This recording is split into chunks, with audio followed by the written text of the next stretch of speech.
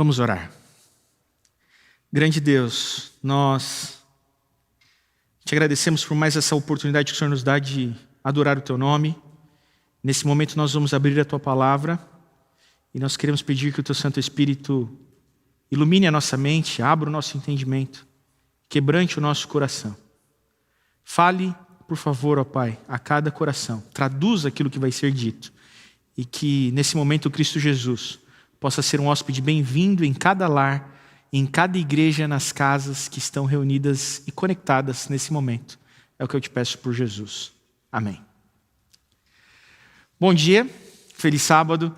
Nessa manhã de sábado eu desejo encontrar você e a sua casa bem, preservados por Deus do mal que nos cerca. Nós ainda estamos com as portas fechadas, como você viu, para os cultos presenciais. Mas nesse auditório e daqui vazio, eu quero saudar a igreja que está na sua casa. Você que está acompanhando esse culto pelo YouTube, é convidado nesse momento a se inscrever no nosso canal, a curtir esse vídeo e a ajudar essa mensagem a chegar o mais longe possível, compartilhando, quem sabe, com seus amigos.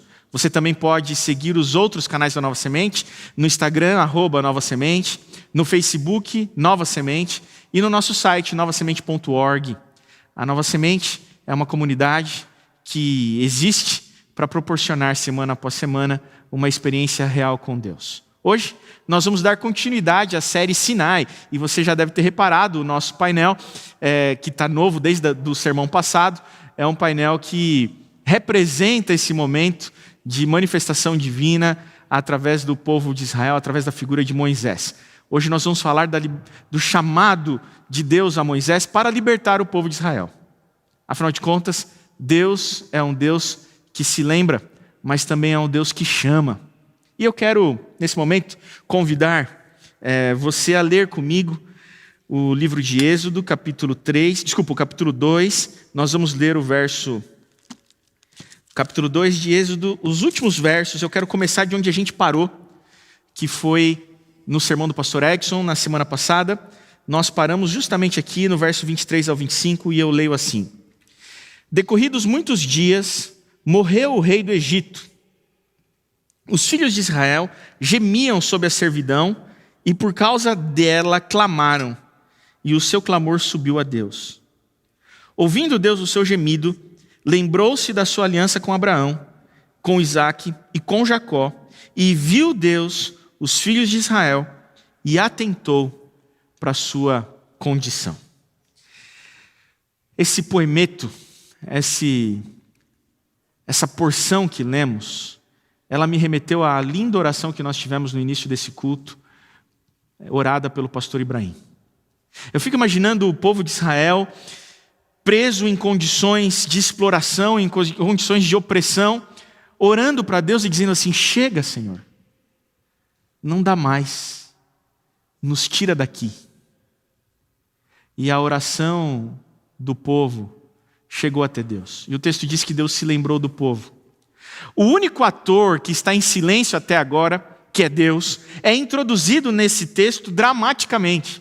Deus é mencionado 3 vezes nestes 3 versos que nós lemos. O outro ator é Faraó, que impede o cumprimento das promessas da aliança. O seu decreto de morte aos meninos hebreus, ele, com esse decreto, impede a progenitura, impede a descendência. E quando ele se recusa de libertar o povo hebreu, ele impede o cumprimento da promessa por terra. Havia, enfim, chegado o tempo em que Deus cumpriria suas promessas. Os patriarcas haviam conhecido Yahvé somente como o Deus das promessas. Contudo, sob a liderança de Moisés, Israel enfim conheceria Yahvé como Deus que cumpre as suas promessas. O pequeno poema que lemos, especialmente nos versos 24 e 25, revelam algo maravilhoso sobre Deus. Ele ouve o gemido do povo, ele lembra-se das suas promessas, ele vê a condição do aflito e ele age em favor dos seus filhos. Ele é um Deus que se lembra e no seu tempo determinado age. Deus havia predito isso a Abraão em sonho. E alguns sábados atrás, ainda na série anterior, a gente viu o momento em Gênesis 15 em que Deus revela para Abraão, lá na ocasião da aliança abraâmica, ele revela em Gênesis 15 exatamente o que aconteceria até esses dias de Moisés. E se você ler comigo agora o que ele diz lá em Gênesis 15, os versos 13 e 14, Deus revela o seguinte para Abraão: então lhe foi dito por Deus a Abraão: sabe com certeza que a tua posteridade será peregrina em terra alheia, e será reduzida à escravidão, e será afligida por 400 anos, mas também eu julgarei a gente a que tem de sujeitar-se, e depois sairão com grandes riquezas. Exatamente o que estava acontecendo foi predito por Deus na ocasião da aliança abraâmica a Abraão. Mesmo o sofrimento de Israel não estava fora do controle de Deus. Mesmo o sofrimento no exílio como escravos não estava fora do controle de Deus. Enquanto Israel era escravo no Egito, a terra prometida era habitada por povos cananitas que estavam tendo o seu tempo de graça para que fosse justa a sua sentença.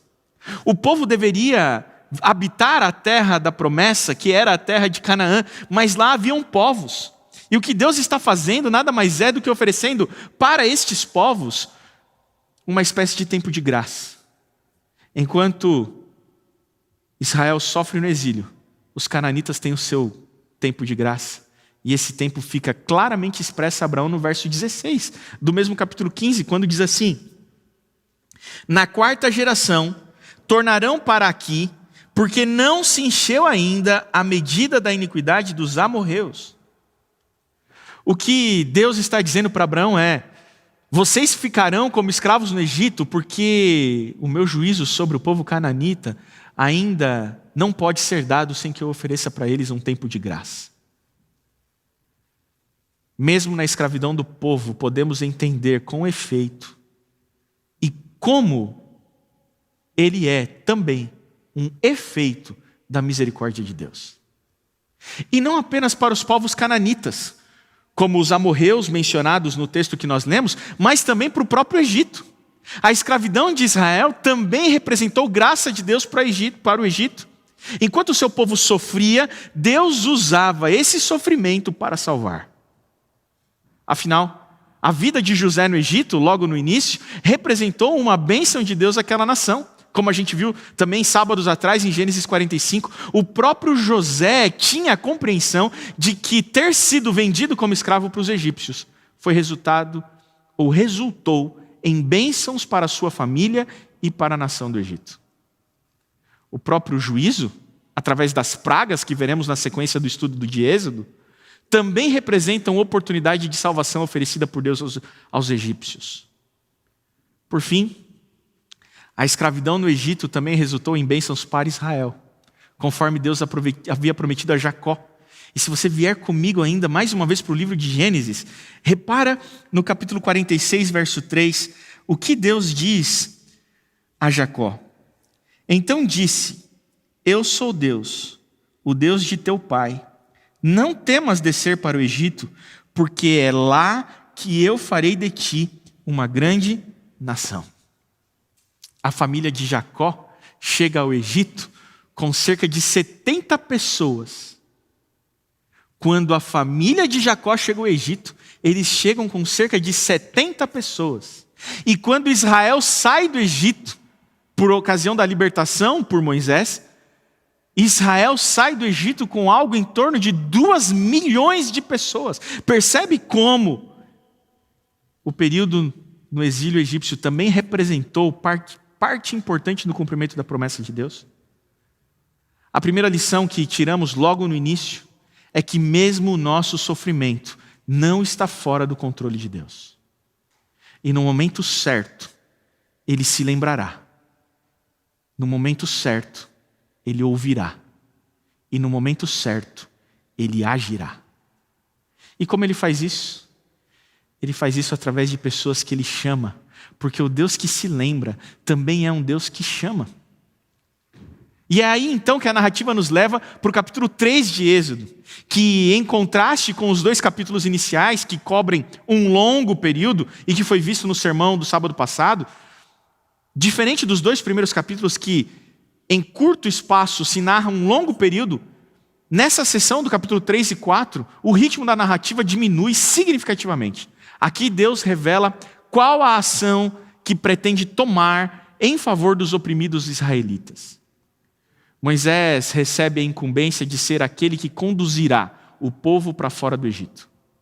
Por causa de sua importância, o encontro entre Deus e Moisés é registrado com um grande número de detalhes e o texto dá grande atenção à conversa que tiveram. E fica bem claro para a gente, que o evento todo tece um profundo efeito em Moisés. Alguns elementos do encontro entre Deus e Moisés são dignos de nota, e que você pode ler com mais calma o capítulo 3 e 4, e a gente vai destacar aqui algumas circunstâncias mais notáveis. Primeiro, Moisés encontra-se com Deus, e você deve se lembrar dessa história, junto a uma sarça ardente. Ao longo de todo o relato do Êxodo, a presença divina com frequência é simbolizada por fogo e fumaça. Em segundo lugar, devido à sua natureza impressionante, era necessário se aproximar de Deus com cautela. Moisés reconheceu a santidade de Deus, e você vai se lembrar que Deus pede para que ele tire as sandálias, porque o lugar onde ele está é santo. O conceito de santidade divina também vai reaparecer em Êxodo como um dos temas mais importantes. Conquanto os detalhes de pano de fundo mereçam nossa atenção, a narrativa concentra a maior parte da atenção no diálogo que segue entre Deus e Moisés. Não bastasse toda aquela manifestação exuberante da teofania, Deus faz questão de chamar Moisés pelo nome. E a gente pode ver isso em em Êxodo 3, no verso 4, diz assim: vendo o Senhor que ele se voltava para ver, Deus, no meio da sarça, o chamou e disse: Moisés, Moisés. Ele responde: eis-me aqui. Moisés, Moisés. Há tanta coisa que podemos inferir desse chamamento de Moisés. Deus conhecia Moisés intimamente. Se em algum momento da sua vida Moisés duvidou que Deus estivesse atento ao que acontecia com ele, aquele momento em que ele ouve o seu nome pronunciado pelo próprio Deus não deixa qualquer dúvida sobre o afeto que Deus nutria por Moisés. O poder simbólico do nome diz tanto.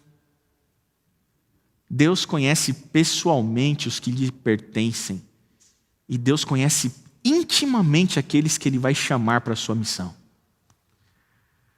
O chamado de Moisés vem na sequência da manifestação do cuidado de Deus por seu povo.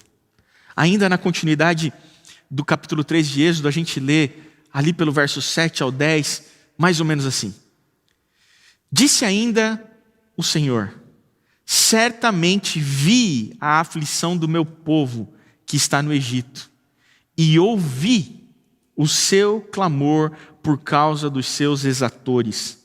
Conheço-lhe o sofrimento, por isso desci, a fim de livrá-lo da mão dos egípcios, e para fazê-lo subir daquela terra, em uma terra boa e ampla, terra que mana leite e mel, o lugar do cananeu, do eteu, do amorreu, do ferezeu e do heveu, e do jebuseu. Pois o clamor dos filhos de Israel chegou até mim, e também vejo a opressão com que os egípcios os estão oprimindo. Vem agora, e eu te enviarei a Faraó, para que tires o meu povo, os filhos de Israel, do Egito. Que chamado! O chamado de Moisés vem cercado das motivações de Deus para libertar o povo. Essa porção que nós lemos revela a sensibilidade de Deus em relação ao sofrimento humano. O povo de Israel chamava a atenção de Deus. Era chegado o momento certo de agir. Deus sabia a situação aflitiva de seu povo e não podia mais tolerá-la. A libertação estava a caminho. Deus sabia o quanto os israelitas sofriam fisicamente, o quanto a mente deles se sentia aflita e o quanto o seu espírito se sentia desolado. Pareciam abandonados a uma sorte pior do que poderiam suportar. Mas a vontade soberana de Deus estava prestes a reverter tudo isso. Essa porção que lemos do capítulo 3, 7 a 10, parece uma repetição daquela que introduzimos de Gênesis 2, 24 a 25. Temos uma declaração de amor de Deus. E Ele declara o seu amor pelo seu povo, dizendo assim: eu ouvi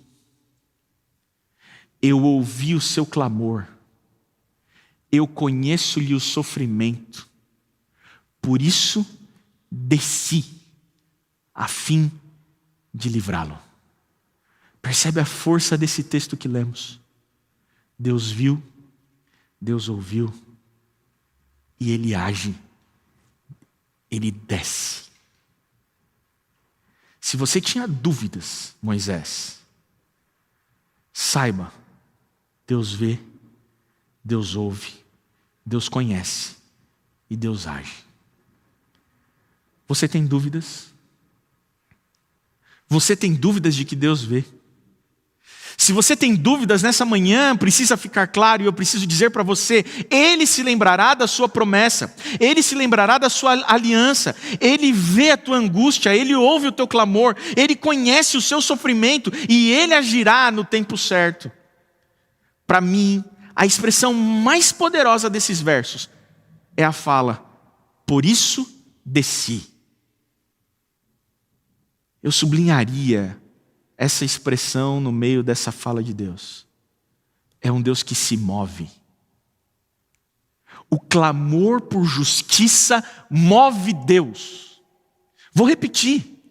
O clamor por justiça move Deus. Por isso desci. Você compreende isso? Você consegue entender a importância da justiça? Da luta contra qualquer tipo de injustiça e desigualdade para quem se diz seguidor de Deus? A injustiça foi capaz de mover Deus. A injustiça e o clamor por justiça foi capaz de fazer Deus descer. Ele não tolera a opressão. Ele não apoia a injustiça. Deus não aplaude a tortura. Deus não aplaude torturadores. Não é possível alguém que diga seguir a Deus aplaudir a tortura. Não apenas a questão espiritual importa para Deus. Não apenas a questão espiritual importa para Deus. Mas, especialmente, a condição social. Ele desce para que o povo possa subir para a terra prometida. Percebe essa dinâmica? Deus desce para que os seus filhos possam subir. Conhece essa dinâmica se repetindo nos evangelhos? Deus desce para que possamos subir para a terra prometida. O texto apresenta essa dinâmica. Deus desce para que então o povo suba. Ele desce para, através de Moisés, libertar o seu povo. Ele faria o mesmo novamente no primeiro século. Ele desceria para libertar através de Jesus. Por isso desci. Desci para atender o clamor de filhos injustiçados, para dizer que as vidas escravizadas importam.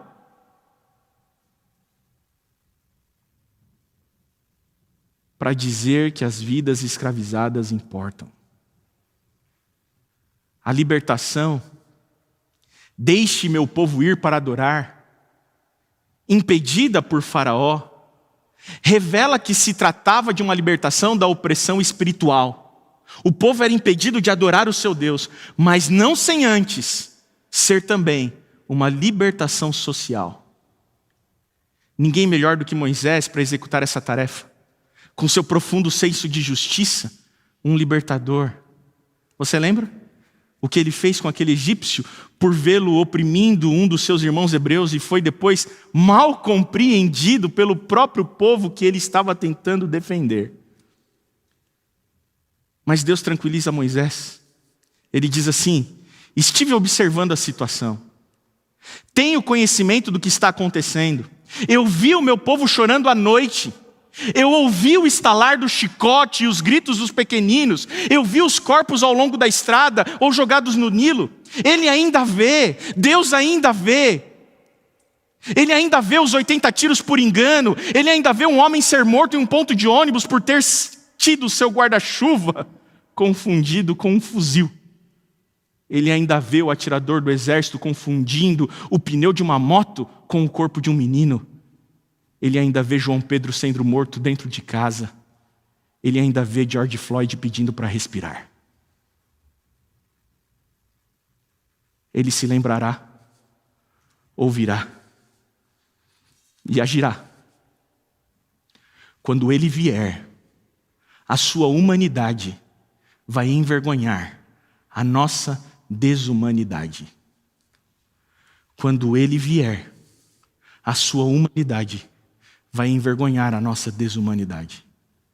Nas palavras de um importante professor que eu tive no seminário, Dr. Reinaldo Siqueira, o Êxodo narra uma revolução social sem precedentes na história. O Êxodo narra uma revolução social sem precedentes na história. As sociedades antigas que se dividiam em classes, realeza, nobreza, homens livres e escravos, seriam surpreendidas por uma nova lógica de reino quando Deus libertasse Israel. Quando Deus libertasse Israel do Egito, Deus manifestaria para as sociedades antigas, através da nação de Israel, um novo jeito de ser sociedade. Uma nova lógica de reino. A mensagem do Êxodo é também um manifesto de Deus para toda a humanidade. Em seu reino, todos os seres humanos são iguais. Todos os seus filhos são diletos. Ele não faz acepção de pessoas. Após a libertação, leis em favor dos escravos foram estabelecidas para o povo de Israel. Percebe a revolução social, no modelo social. Mesmo o trabalho foi legislado e imediatamente à saída do Egito, Deus reestabelece um descanso semanal para o povo. Um novo paradigma de sociedade era revelado ao mundo antigo. Mas mesmo diante desse chamado, Moisés decide parlamentar com Deus. E aqui a gente conhece mais uma faceta de Deus. Deus aceita parlamentar com Moisés. Aqui vemos um Deus que aceita arrazoar com o homem. Aqui vemos um Deus que aceita entrar em discussão com o homem, percebe? E se nós lermos, se você ler em casa, a gente vai destacar alguns textos, mas se você ler com calma o capítulo 3 e o capítulo 4, você vai ver que Moisés apresenta algumas objeções. A gente destaca, o texto na realidade destaca pelo menos 4 objeções de Moisés para o chamado de Deus. Deus tinha chamado Moisés e Moisés fica pensando assim, eu acho que eu não sirvo para isso. Será que Deus não podia chamar outro? A primeira objeção de Moisés está lá em Êxodo 3, capítulo 3, verso 11. A primeira objeção de Moisés é uma espécie de consciência da sua inadequação pessoal. Ele diz assim, então disse Moisés a Deus, quem sou eu para ir a Faraó e tirar do Egito os filhos de Israel? A primeira objeção é uma objeção de inadequação. Moisés está dizendo assim, Deus, você está me chamando, mas eu não sirvo. É como se Moisés estivesse dizendo assim, o senhor sabe com quem o senhor está falando agora? Eu não sou mais aquele Moisés de 40 anos. Agora eu tenho 80 anos, eu não sirvo mais, eu sou inadequado. Mas era o Moisés de 80 anos que Deus queria, não o de 40. A segunda objeção de Moisés, ele questiona Deus dizendo assim, como convencerei os anciãos das tribos de Israel que foi de fato Deus quem me enviou? Ele pergunta assim no capítulo 3, verso 13. Disse Moisés a Deus, eis que quando eu vier aos filhos de Israel e lhes disser, o Deus de vossos pais me enviou a vós outros, e eles me perguntarem qual é o seu nome, que lhes direi? Moisés está preocupado com como as coisas aconteceriam, e assim somos nós. Quando Deus nos chama para alguma coisa, a gente começa a conjecturar, mas como é que vai ser? Como é que eu vou conseguir realizar isso? E a gente começa a criar no nosso coração dúvidas e objeções. A primeira dúvida foi, eu não sou capaz de fazer. A segunda dúvida foi, mas quem é que vai acreditar em mim quando eu disser que Deus apareceu para mim e me chamou? Aquele povo já me rejeitou, os próprios hebreus não me queriam lá. A terceira objeção de Moisés Está lá no capítulo 4, verso 1.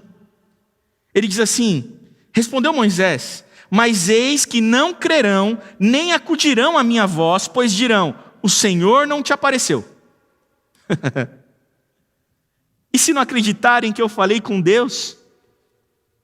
Mesmo que eu diga o teu nome, mesmo que eu diga que você me chamou, eles vão dizer, e Moisés, ele diz de um jeito com uma segurança e uma certeza de que não vão acreditar. É como se Moisés estivesse dizendo assim: Senhor, a sua ideia é ruim, não vai dar certo a sua ideia. Não, você precisa repensar, porque olha só, eu que sou um homem já estou vendo as fragilidades do seu plano. A quarta e última objeção parecia a menos convincente de todas. Moisés, ele não se vê preparado para negociar com Faraó, porque ele acha que ele não tem eloquência. Logo Moisés, que foi formado no Egito nas principais ciências conhecidas. E no verso 10 do capítulo 4 ele diz assim para Deus: então disse Moisés ao Senhor, depois das 3 objeções, e Deus ter respondido às 3 objeções, Moisés coloca uma quarta. Então disse Moisés ao Senhor: ah, Senhor, eu nunca fui eloquente, nem outrora, nem depois que falaste a teu servo, pois sou pesado de boca e pesado de língua. O curioso dessa narrativa é que Deus se dá ao trabalho de responder a cada uma das objeções.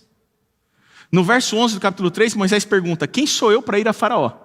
E aí no verso 12, Deus responde assim: Moisés, eu serei contigo. Mas Moisés diz assim: não é suficiente você ir comigo. Ainda não vai dar certo. Então no verso 13, Moisés pede que Deus se apresente com um nome, para que ele pudesse dizer ao povo. E Deus decide atender à exigência de Moisés. No verso 14, nós lemos assim, do capítulo 3. Disse Deus a Moisés: eu sou o que sou. Disse mais: assim dirás aos filhos de Israel: eu sou, me enviou a vós. Entender o sentido desse nome, eu sou o que sou, é uma tarefa complexa. Talvez sugerisse que aquilo que Deus é no presente, Ele foi no passado e será no futuro para o seu povo. Uma maneira de se manifestar como soberano sobre a história do povo. Eu sou o que sou. Mas eu gosto daquilo que propõe o rabino Harold Kushner, quando ele comenta em uma de suas obras sobre o nome grandioso do Eu Sou.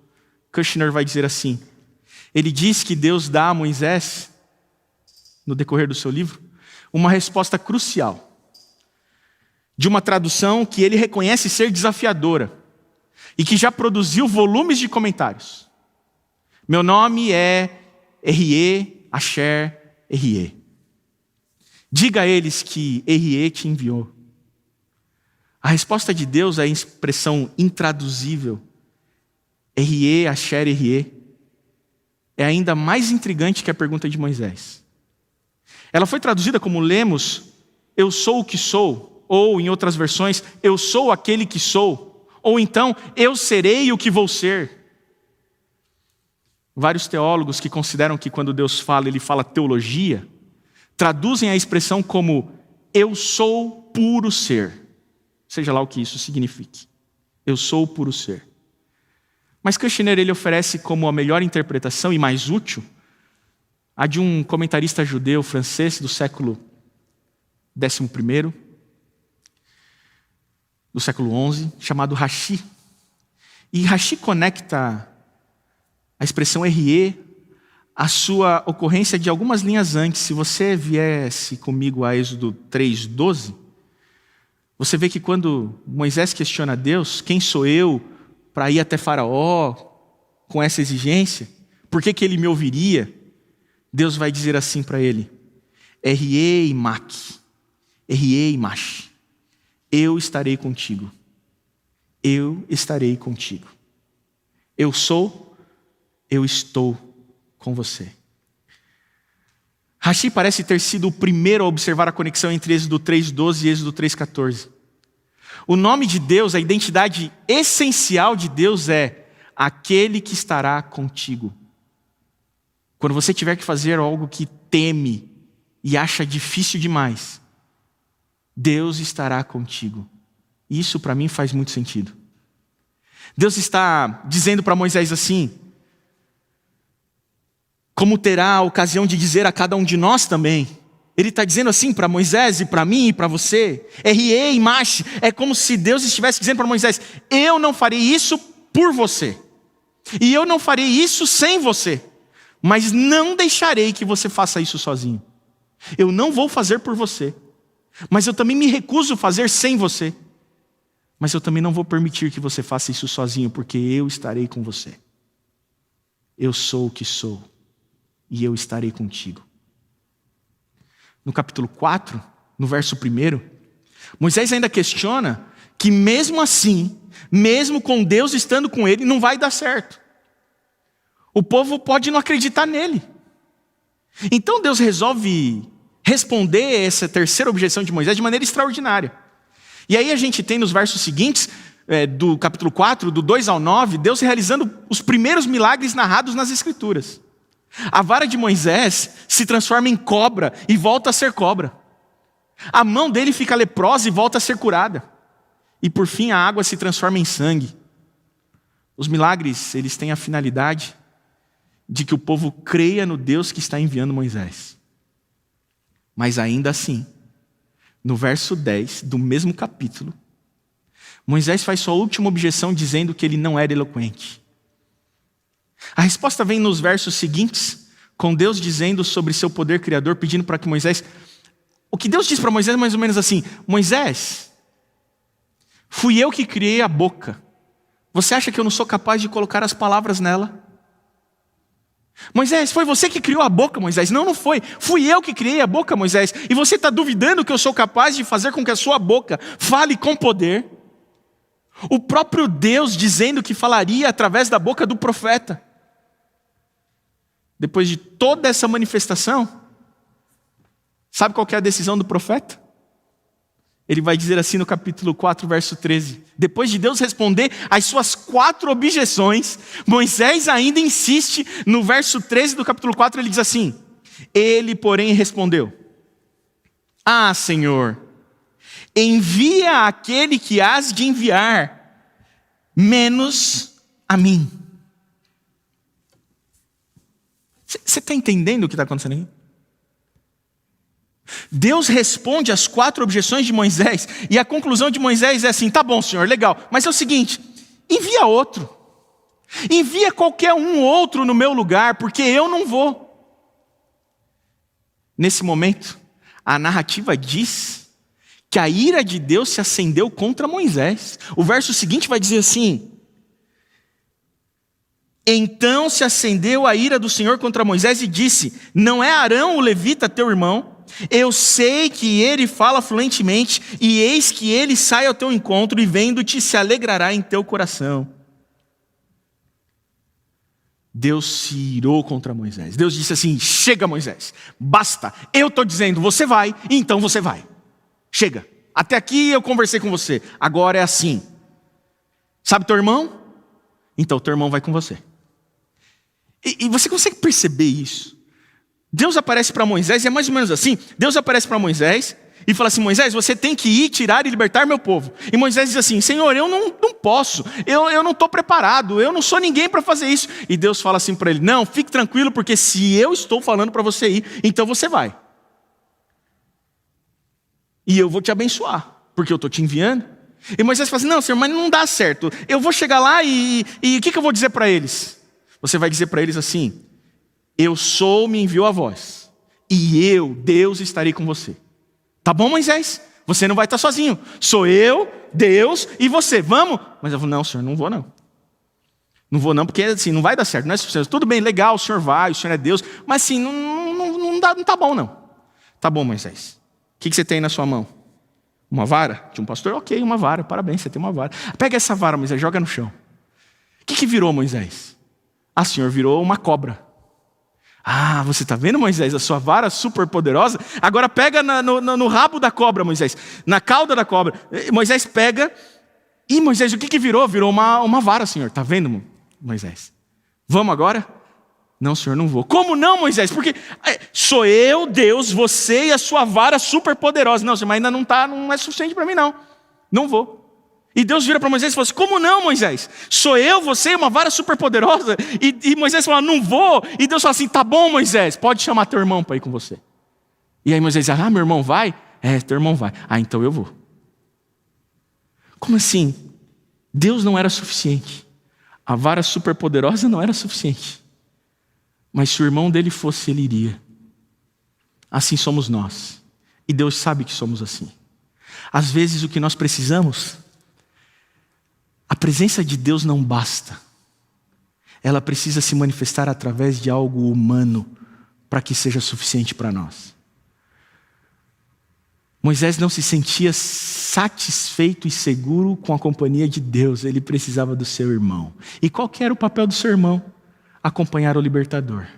Qual que era o papel do seu irmão? Motivar o libertador. Qual que era o papel do seu irmão? Não deixar o libertador desistir. Qual que era o papel do seu irmão?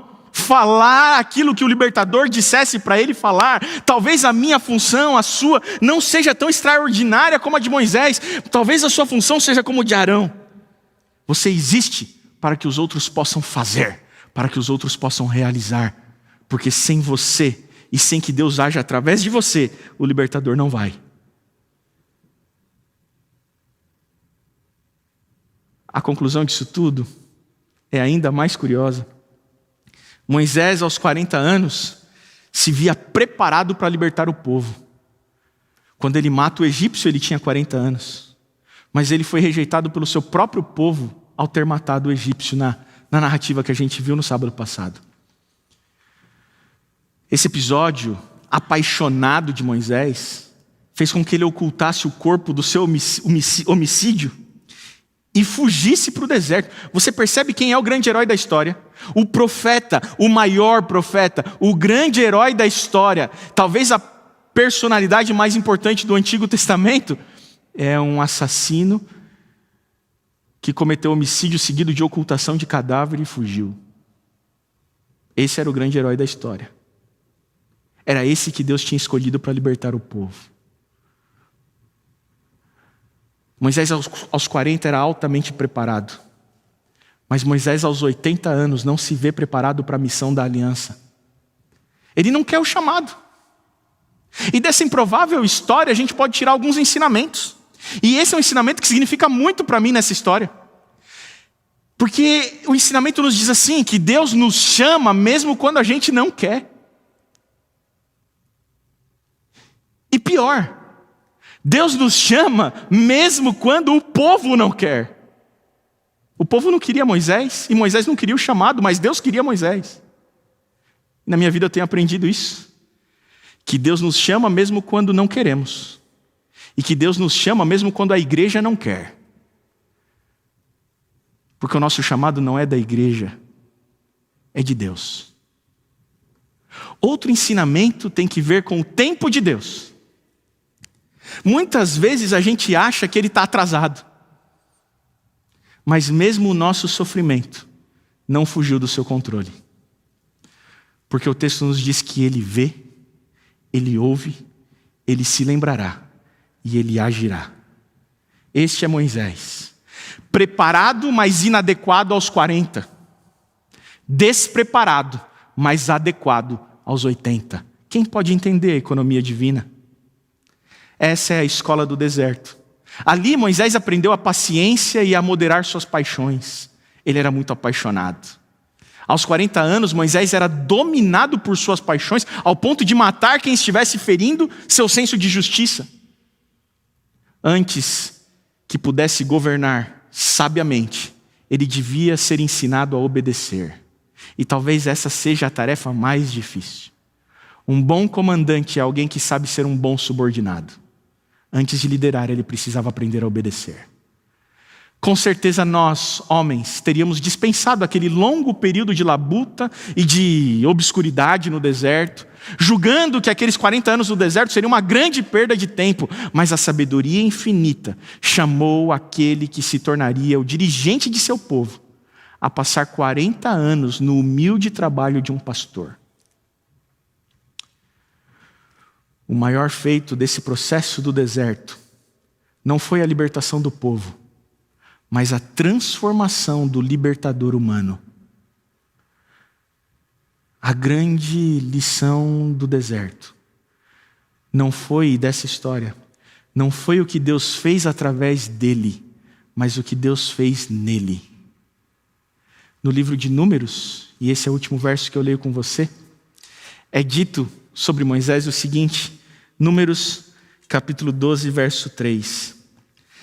Era Moisés muito manso, mais do que todos os homens que havia sobre a terra. Era Moisés muito manso, mais do que todos os homens que havia sobre a terra. Você consegue acreditar nisso? O mesmo Moisés que antes havia matado impulsivamente um egípcio para vingar seu povo, se tornou o mais manso sobre a terra.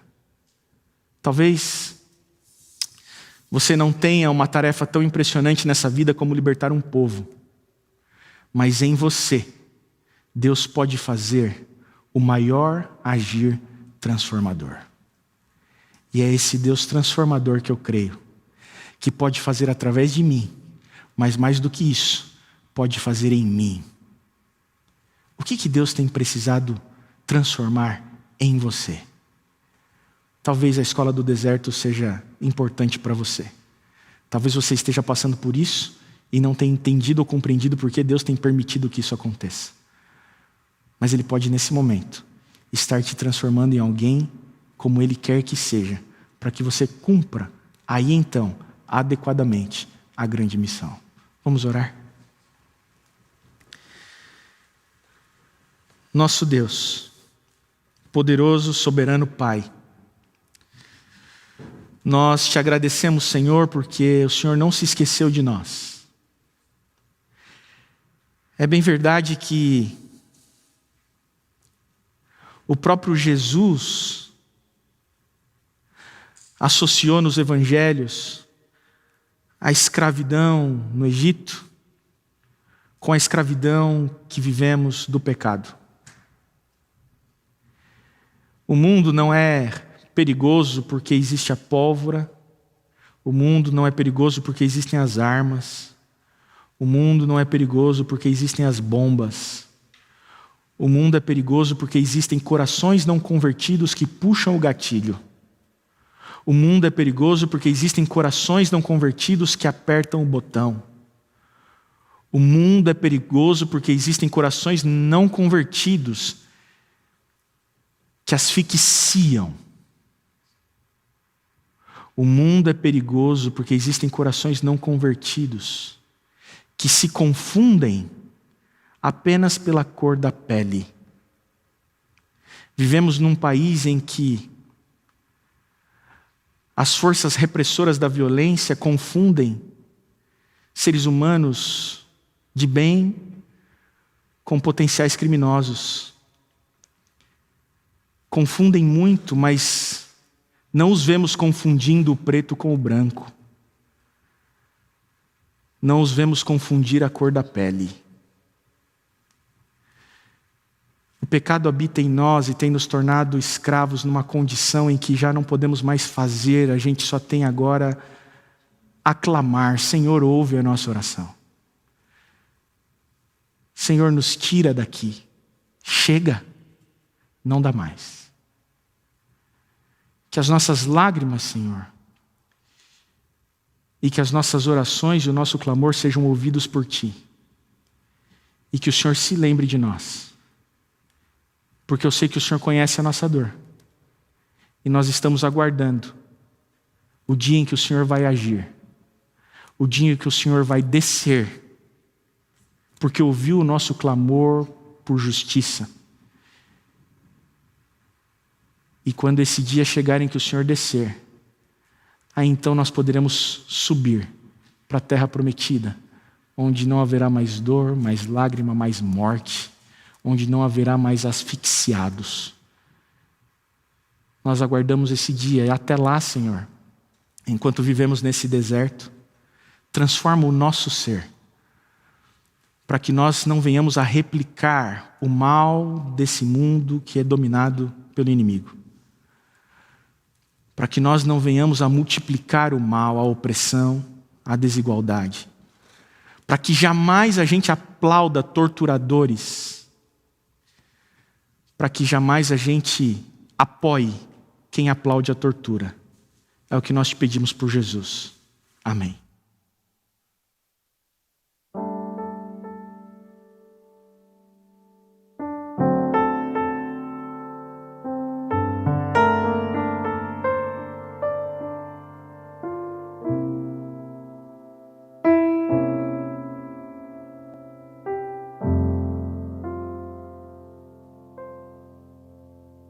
Você que se sente pequeno,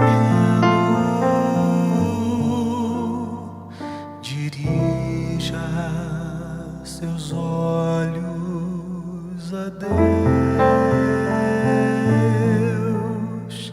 Não deixe que sombras o envolvam. Entregue sua vida a Deus. Deus sabe o que vai dentro da alma. Deus ouve a oração suplicante.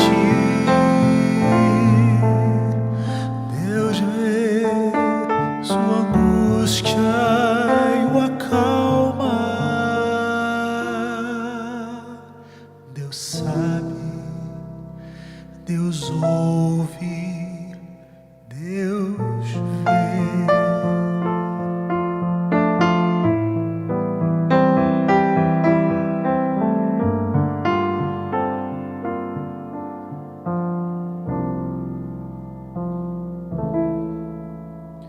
Se a vida levou os castelos que em sonhos você construiu, não dê por vencidos seus planos.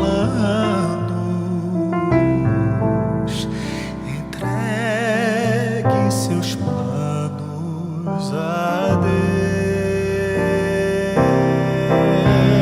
Deus sabe o que vai dentro da alma.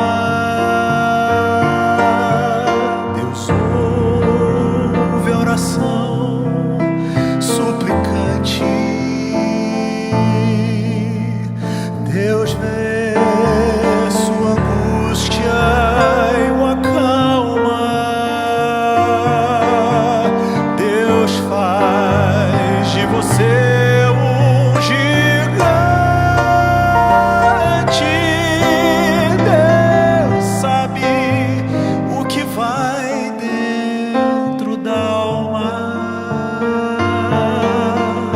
Deus ouve a oração suplicante. Deus vê sua angústia o acalma. Deus sabe, Deus ouve, Deus vê.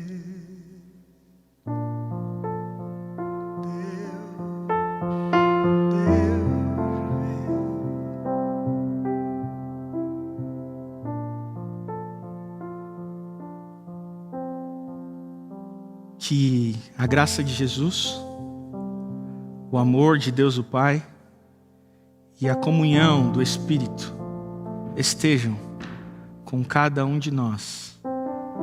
Amém. A experiência da Nova Semente virtual não acaba aqui. Na sequência, você vai ter agora, imediatamente, o nosso Conviva, que é um espaço onde a gente estuda mais dedicadamente temas da Bíblia. Você também pode, além de acompanhar o Conviva, curtir o nosso canal no YouTube, se inscrever e compartilhar essa mensagem para que mais pessoas possam ser alcançadas por ela. Você também pode seguir as nossas páginas na internet, o nosso site, novasemente.org, o nosso Instagram, @novasemente, e o nosso Facebook, Nova Semente. Mas ao final da tarde, a gente também tem a programação da Juventude da Nova Semente, a live nas 17 horas. Você pode se conectar através do Instagram @juventude.jns. Tenha agora um bom estudo da Bíblia.